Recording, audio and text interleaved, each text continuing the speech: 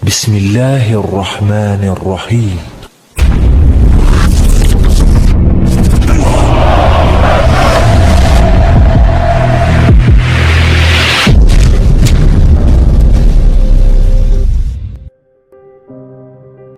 Tastajilun, kata Nabi, kalian ini tergesa-gesa. Nah, jadi kita nggak boleh tergesa-gesa, Pak. Kita tahu kita di babak yang mirip seperti babak Nabi dan para sahabat. Babak pertama, kita nggak boleh tergesa-gesa ingin memaksakan jadwal kemenangan ketika kita sedang kalah, Pak. Ini skenario Allah Ta'ala, ya. Ini skenario Allah Subhanahu Wa Ta'ala. Dan tahukah kita, sewaktu Nabi dan para sahabat di babak pertama Said A ini berjuang dalam keadaan minoritas, tertindas dan terbatas ruang geraknya, apa yang mereka kerjakan sehari-hari? Yang mereka sibukkan adalah berdakwah.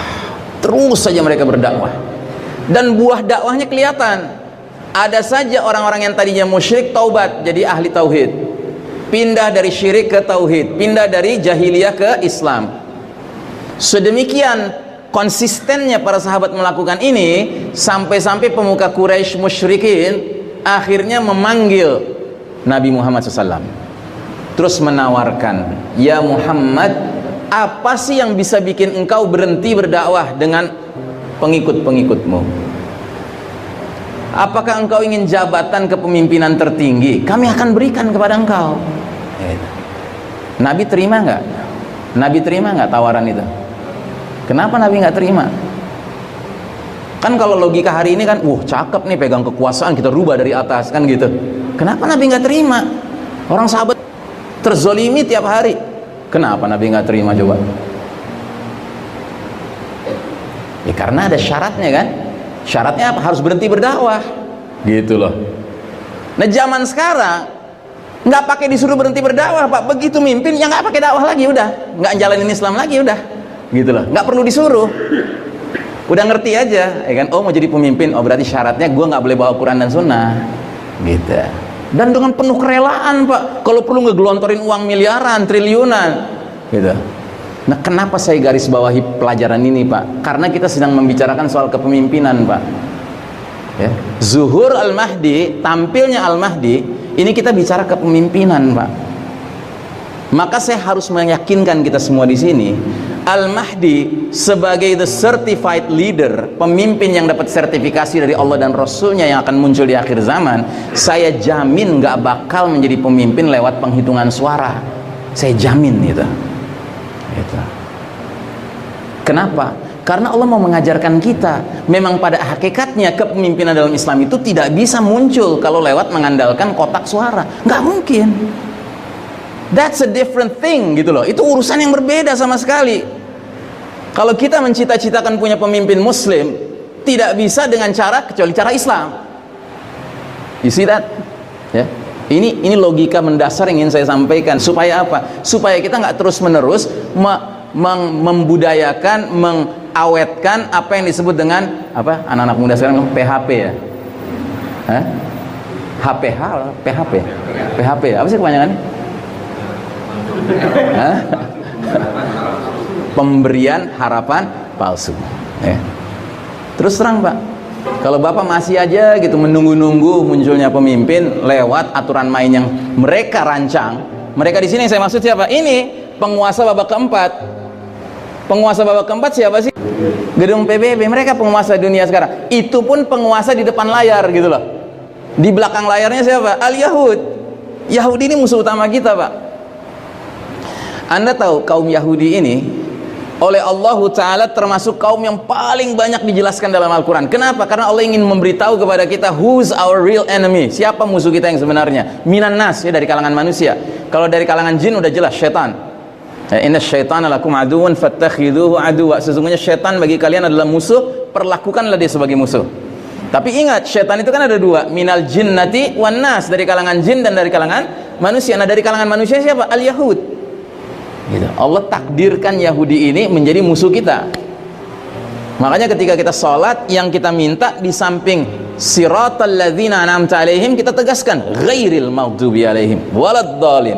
Ya Allah, tunjuki kami jalan yang lurus, jalannya orang-orang yang dapat nikmat karena menempuhnya. Siapa mereka? Para nabi, siddiqin, syuhada dan salihin, ya kan? 4 golongan ini kita berharap berkumpul bersama mereka di akhirat nanti. Sambil kita tegaskan, ya Allah, jangan masukkan kami ke dalam golongan al-maghdubi alaihim, yang engkau murkai. Sahabat bertanya kepada Nabi, ya Rasulullah, man humul maghdubi alaihim? Siapa sih yang dimaksud Allah dengan yang dimurkai Allah Ta'ala? Kata Nabi, humul Yahud. Mereka kaum Yahudi. Terus siapa sih yang dimaksud ad-dhalin, yang tersesat itu, yang kita juga nggak mau masuk dalam golongannya? Kata Nabi, humun nasara. Mereka kaum Nasrani. Makanya Ibnu Katsir dalam kitabnya tentang tafsir surat Al-Fatihah, ketika membahas tentang kaum Yahudi sebagai maghdubi alaihim, beliau mengatakan, kenapa Yahudi itu dimurkai Allah? Li'anna indahumul ilm ma indahumul amal. Karena Yahudi itu ilmunya banyak tapi nggak diamalkan. Sebaliknya orang Nasrani, kenapa mereka dikatakan sesat? Nggak jelas arah tujuannya. Li'anna indahumul amal ma indahumul ilm. Karena orang Nasrani banyak amalnya. Kasih sini, kasih sana, kasih sini, kasih sana, ya kan? Coba lihat slogan mereka utamanya apa? Kasih, ya kan? Tapi nggak berlandaskan ilmu. Sedemikian ngaconya ilmu mereka sampai mereka berani mengatakan Tuhan punya anak. Bahkan kadang-kadang Tuhan, ya itu yang anaknya itu ya Tuhan itu juga gitu. Ya, pokoknya nggak clear deh, nggak jelas gitu. Nah, jadi dari dua kelompok ini, kira-kira kelompok utama yang musuh kita siapa? Yang dimurkai Allah. Kalau yang sesat ini tergantung siapa yang Allah lagi kasih angin. Kalau Allah lagi kasih angin kaum muslimin yang berjaya, ya, maka yang tersesat tadi itu ngekor sama kaum muslimin. Nasrani itu baiknya luar biasa kalau kaum muslimin sedang berjaya. Dia baik sekali sama kita. Tapi begitu Yahudi yang berjaya, kaum Nasrani kemana berpihaknya? Ke Yahudi. Gitu. Karena mereka sesat, gitu loh. Nggak jelas arah gitu. Tergantung siapa yang lagi berpengaruh. Gitu. Nah, sekarang yang lagi berpengaruh siapa di dunia? Al-Yahud. Makanya wajar Nasoronya berpihak ke Yahudi. Nah, jadi saudaraku rahimakumullah, PBB ini diciptakan, dibentuk, dibikin, dibidani oleh kaum Yahudi. Tapi Yahudinya nggak berperan langsung di situ. Karena Allah terangkan dalam surat Al-Hasyr bahwa ciri khas kaum Yahudi itu apa? La yuqatilunakum jami'an illa fi quran muhassanatin au min wara'i judur. Orang-orang Yahudi itu nggak akan memerangi kalian serentak, terang-terangan, directly gitu, face to face, kecuali di balik benteng-benteng yang kokoh atau di balik tembok-tembok gitu. Jadi ciri khasnya Yahudi adalah pakai pihak lain untuk memusuhi umat Islam. Merekanya sendiri maunya di belakang layar gitu. Nah, layarnya apa? Temboknya apa? Benteng yang kokohnya apa? Bisa berupa PBB, bisa berupa Amerika Serikat, bisa berupa IMF, bisa berupa World Bank, ya, pendek kata macam-macam. Mereka jadikan ini mereka tembok pelindung mereka menghadapi kita. Coba lihat kalau sudah Yahudi perang langsung dengan kaum muslimin, lihatlah kasus di Palestina. Tentara-tentara IDF, Israel Defense Force, kalau dikerahkan menghadapi anak Palestina yang umurnya 10 tahun yang megang batu, Pak. Anda lihat fotonya baik-baik, itu pasti di celana-celana itu tentara Yahudi itu basah, Pak. Ngompol mereka, pengecut mereka. Makanya sekarang angkatan bersenjata Israel sudah mulai punya pemikiran praktis. Semua seragam tentara Israel sudah build up, di dalamnya ada pampersnya, ada diapersnya gitu. Karena itu sudah kelakuan mereka, Pak. Takut sekali mereka kalau ngadepin umat Islam gitu. Nah, jadi saudaraku rahimakumullah, PBB ini sekarang menjadi ujung tombak peperangan Yahudi lawan kita. Cuma sayangnya umat Islam nggak sadar-sadar, sehingga umat Islam masih aja punya harapan kepada PBB.